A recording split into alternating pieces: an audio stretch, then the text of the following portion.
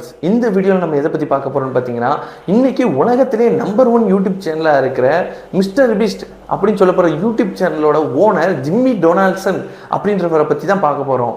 இவரோட போன வருஷம் வருவாய் மட்டும், அதாவது 2024 மட்டும் இவரோட வருவாய் எவ்வளோன்னு பார்த்தீங்கன்னா சுமார் 3400 கோடி ரூபா.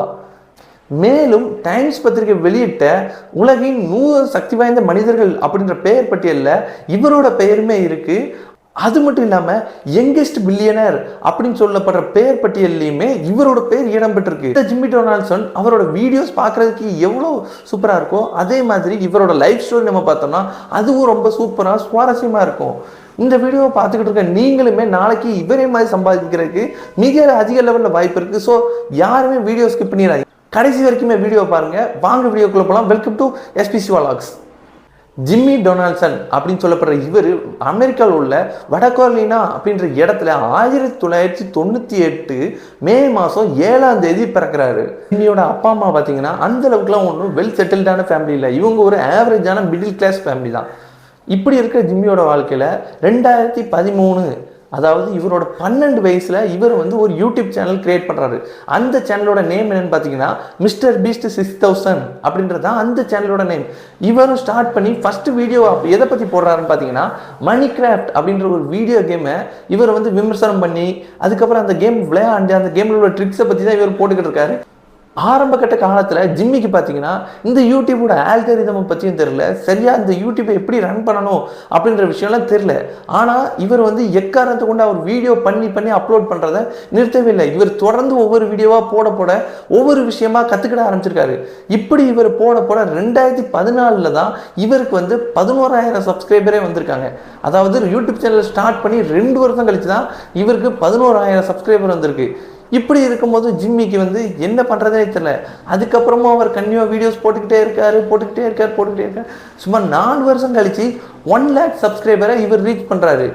ஆனாலும் ஜிம்மிக்கு ஒரு சாட்டிஸ்ஃபேக்ஷன் இல்லை. நம்ம ஏதோ தப்பு பண்ணுறோம் அப்படின்றது புரிஞ்சு சுமார் இன்னைக்கு நம்பர் 1 யூடியூப் சேனல் வச்சிருக்கிற மிஸ்டர் பீஸ்ட் அவரோட 4 வருஷத்தை யூடியூப்பை பற்றி தெரிஞ்சுக்கிறதுக்காக செலவு பண்ணி 1 லேக் சப்ஸ்கிரைபர் வந்தாலும் பரவாயில்லன்னு சொல்லிட்டு அந்த சேனலை ஜிம்மி டெலீட் பண்ணுறாரு.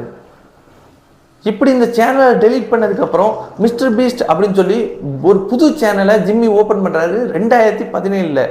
ஜிம்மி இப்படி 2016 யூடியூப்பை க்ளோஸ் பண்ணிவிட்டு அடுத்து என்ன பண்ணலாம்னும் போது அவர் இன்னொரு யூடியூப் சேனல் ஓப்பன் பண்ணி அதை ரன் பண்ணலாம், அது கண்டிப்பாக சக்ஸஸ் ஆகும் அப்படின்ற நம்பிக்கை ஜிம்மிக்குள்ளே இருந்துச்சு.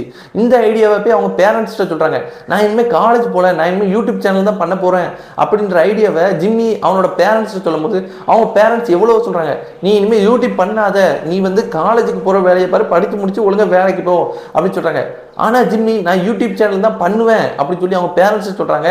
அதுக்கப்புறம் அவங்க பேரண்ட்ஸ் என்ன பண்ணுறாங்கன்னா, நீ வீட்டிலே இருந்து சரிபட மாட்டேன் அப்படின்னு சொல்லி அவங்க வீட்டை விட்டு ஜிம்மியை வெளியே துரத்தி விட்டுறாங்க. ஜிம்மி அவங்க வீட்டை விட்டு வெளியே வந்தாலும் பரவாயில்ல, நம்ம யூடியூப் சேனல் நம்ம பெரிய ஆளாகி காட்டலாம் அப்படின்னு சொல்லி 2017 ஒரு யூடியூப் சேனல் ஓப்பன் பண்ணுறாரு. அந்த யூடியூப் சேனலுக்கு பேர் தான் மிஸ்டர் பீஸ்ட். இப்படி அவர் ஓப்பன் பண்ணதுக்கப்புறம் அவரும் மறுபடியும் நிறைய வீடியோஸ் போட ஆரம்பிக்கிறாரு. அது ஒரு ஆவரேஜாக வியூஸ் போகுது. ஆனால் இவருக்கு எதிர்பார்த்த அளவுக்கு எந்த வீடியோவுமே பெரிய ரீச் கொடுக்கல. இவருக்கு அந்த வீடியோஸ் மூலமா எதுவும் பெரிய பப்ளிசிட்டி கிடைக்கல.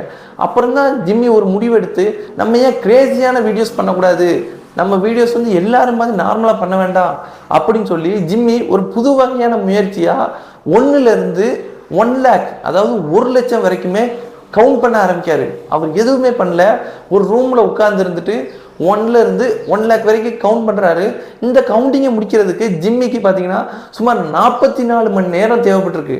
44 மணி நேரம் ஆயிருக்கு அவருக்கு அந்த 1லேருந்து 1 லேக் கவுண்ட் பண்ணுறதுக்கு.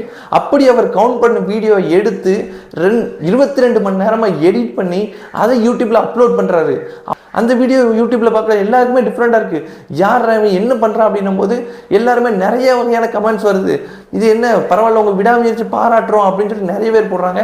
நிறைய பேர் என்ன சொல்கிறாங்கன்னா, உங்கள் வாழ்க்கையில் நீங்கள் சுமார் 24 மணி நேரத்தை வேஸ்ட் பண்ணியிருக்கீங்க அப்படின்னு சொல்லி கமெண்ட்ஸ் வருது. இருந்தாலும் அந்த வீடியோ வைரல் ஹிட் ஆகுது. பாருங்க, அவன் எதுவுமே பண்ணல. ஆனால் 44 மணி நேரம் கவுண்ட் பண்ணி அதை வீடியோவை அப்லோட் பண்ணதை பார்த்து மக்களுக்கு இந்த பையனுக்குள்ள ஏதோ இருக்கு அப்படின்னு தெரிஞ்சவனை நிறைய பேர் சப்ஸ்கிரைப் பண்ண ஆரம்பிச்சாங்க.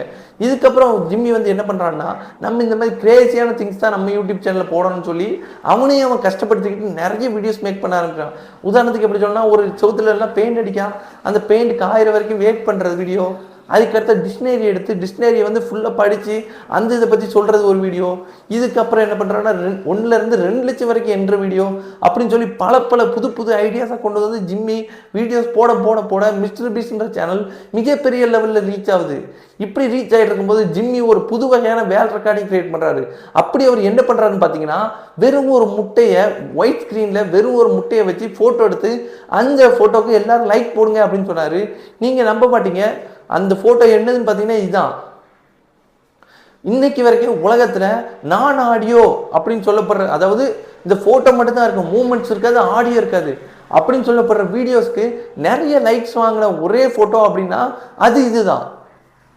இப்படி ஜிம்மி யூடியூப்ல பல ரெக்கார்ட்ஸும் பண்ண ஆரம்பிக்கிறாரு. யூடியூப் மூலமா அதிக லெவலில் பணமும் சம்பாதிக்க ஆரம்பிக்காரு. மிஸ்டர் பீஸ்ட் வந்து நல்லபடியாக வளர்ந்துகிட்டு இருக்கும்போது மிஸ்டர் பீஸ்ட் என்ன பண்றாருன்னா, நம்ம மட்டும் சம்பாதிக்கிற பணத்தை வச்சுக்கிட்டோம், இதை வந்து பொதுமக்களுக்கும் கொடுப்போம் அப்படின்னு சொல்லி ரோட் சைடு வர்றவங்களுக்கு சுமார் ஒரு $1000 சும்மா தூக்கி கொடுத்துருவாரு. அதாவது அந்த $1000 அப்படின்றது இந்திய மதிப்புக்கு 80,000 ரூபா.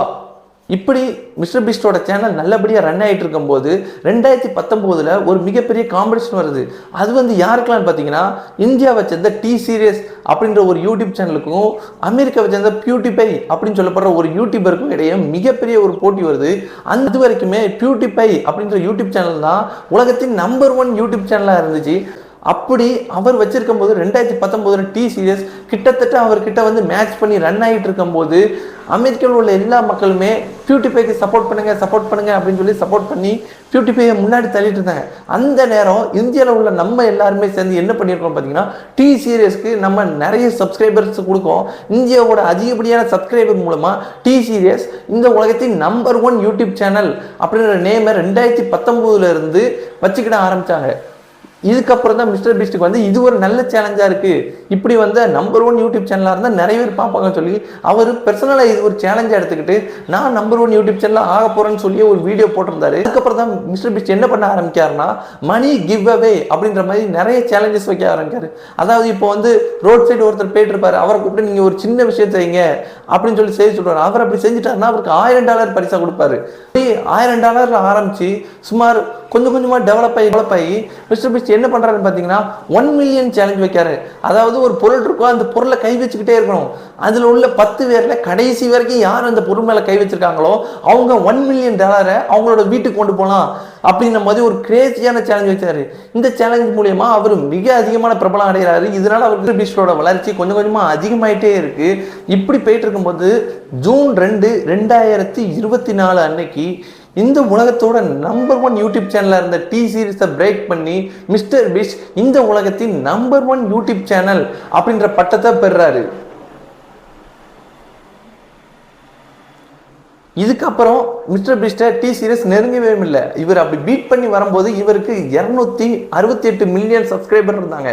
ஆனால் இப்போ 440 மில்லியன் சப்ஸ்கிரைபர் இருக்காங்க. இந்த மாதிரி ஒரு ரெக்கார்டை இது வரைக்கும் யாருமே பண்ணதில்லை. மிஸ்டர் பீஸ்ட் இப்போ ஒரு சோலோ கிரியேட்டரா எல்லா யூடியூப் சேனலுக்கும் ஒரு முன்னோடியா மேலே உயர்ந்து நிற்காரு. இவர் இப்படி முன்னோடியா வர்றதுக்கு வெறும் அமெரிக்கன் பீப்புள்ஸோ அவர் மட்டும் காரணம் இல்லை, இந்தியாவில இருந்து பல யூடியூப் சேனல்ஸ் இந்த ஒரு சோலோ கிரியேட்டர் தான் ஃபர்ஸ்ட் இருக்கணும், யூடியூப்ல நம்பர் 1 இருக்கணும் அப்படின்னு சொல்லி அவங்களோட சப்போர்ட்ஸ் எல்லாம் திரட்டி தான் இவரை ஒரு நம்பர் 1 யூடியூப் சேனலா இன்னைக்கு மாற்றி வச்சிருக்காங்க. இப்படி இருக்கும்போது மிஸ்டர் பீஸ்ட் வெறும் யூடியூப்ல மட்டும் தான் வீடியோ பண்றாரான்னு கேட்டீங்கன்னா அதுதான் இல்லை. மிஸ்டர் பீஸ்ட் யூடியூப்ல வீடியோ பண்றது மட்டும் இல்லாம மக்களுக்கு நிறைய நல்லது விஷயங்கள் பண்ணிக்கிட்டு இருக்காரு. அதாவது ஒவ்வொரு கட்ட சப்ஸ்கிரைபர் ரீச் பண்ணும் போதும் நடக்க முடியாதவங்களுக்கு கால் சர்ஜரி பண்றது, பார்க்க முடியாதவங்களுக்கு ஐ சர்ஜரிஸ்க்கு காசு கொடுக்கறது, அந்த மாதிரி நிறைய சோஷியல் ஒர்க்ஸ் பண்ணியிருக்கா. சவுத் ஆப்பிரிக்காலாம் படிக்க வழி இல்லாமல் இருக்கும், அங்கே கரண்ட் இல்லாமல் இருக்கும், குடிக்க தண்ணி இல்லாமல் இருக்கும். இந்த மாதிரி இடங்களுக்கு போய் குடிக்கிறதுக்கு தண்ணிக்கு கிணறு வெட்டி கொடுக்கறது, அதுக்கப்புறம் படிக்கிறதுக்கு புத்தகம் கொடுக்கறது, சேர் பெஞ்சு கொடுக்கறது, ப்ளஸ் அந்த குழந்தைகளுக்கு வந்து கரண்ட் இல்லைன்றதுனால கரண்ட் கொடுக்கறது, இந்த மாதிரி நிறைய நல்ல விஷயங்களும் மிஸ்டர் பீஸ்ட் பண்ணிக்கிட்டே இருக்காரு.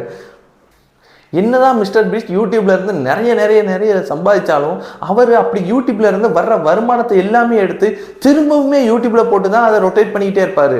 இவர் எடுக்கிற ஒவ்வொரு வீடியோவும் பார்த்தீங்கன்னா இன்னைக்கு நம்ம இந்தியாவில் எடுக்கிற ஹை பட்ஜெட் படத்துக்கு ஈக்குவலா இருக்கும். சில வீடியோ 200 கோடி ரூபா செலவு பண்ணி எடுப்பாரு, சிலது 400 கோடி ரூபா செலவு பண்ணி எடுப்பாரு. இப்படி அவர்கிட்ட எவ்வளவு பணம் வந்தாலுமே சரி அதை இன்வெஸ்ட் பண்ணி ஒரு நல்ல குவாலிட்டியில் வீடியோ எடுக்கணும் அப்படின்றது மட்டும் தான் இவரோட டார்கெட்டா இருக்குமே தவிர இவர் எக்காரணத்தை கொண்டு பணத்தை நம்ம சேர்த்தே வச்சுக்கிடணும் அப்படின்ற எண்ணத்துல இருக்கவே மாட்டாரு. இப்படி இருக்கிறதுனால தான் வெறும் 24 வயசுலயே உலகத்தின் நம்பர் 1 யூடியூப் சேனலுக்கு ஓனரா இருக்காரு மிஸ்டர் பீஸ்ட். மிஸ்டர் பீஸ்ட் வெறும் யூடியூப் சேனல் மூலியமாக தான் ரெவன்யூ எடுக்காருன்னா அப்படிலாம் கிடையாது. மிஸ்டர் பீஸ்ட் யூடியூப் சேனல் மூலியமாக நிறைய அட்டென்ஷன் கிடைச்சதுக்கப்புறம் மிஸ்டர் பீஸ்ட் சாக்லேட் ரெடி பண்ணி விற்க ஆரம்பிக்காரு. அந்த சாக்லேட் நல்ல லெவலில் லாபம் பெறுது. அது போக மிஸ்டர் பீஸ்ட் வந்து பர்கர்னு சொல்லி பர்கர் விற்கிறாரு, அது போக டாய்ஸ் அப்படின்னு விற்கிறாரு. இந்த இதோட வருமானத்தை பார்த்தீங்கன்னா இப்போ ரிலீஸ் பண்ண வருஷம், இப்போ நான் சும்மா ஒரு சாம்பிள் சொல்கிறேன், அந்த டாய்ஸை வந்து ரிலீஸ் பண்ணுறாரு. அப்படி அந்த டாய்ஸை ரிலீஸ் பண்ணதுக்கு ஒரு வருஷத்துக்கான அந்த டாய்ஸோட ரெவன்யூ மட்டும் எவ்வளோன்னு பார்த்தீங்கன்னா 69 மில்லியனாக இருந்துச்சு. அதாவது 2023 அவர் அந்த டாய்ஸை ரிலீஸ் பண்ணும்போது அதோட ரெவன்யூ $63 மில்லியன் தான் இருந்துச்சு. அதுக்கப்புறம் அவர் அந்த வீடியோஸில் பண்ணுற ப்ரொமோஷன் அப்படி சொல்லி அவர் அந்த வீடியோஸ்க்கெல்லாம் நிறைய ப்ரொமோஷன் பண்ணுறது மூலயமா அந்த டாய்ஸோட விற்பனை ஒரு வருஷத்தில் என்ன ஆகுதுன்னா அப்படி டபுள் ஆகுது. 69 மில்லியன் வந்து டைரக்டா 150 மில்லியன் வந்து சம்பாதிச்சது 2024.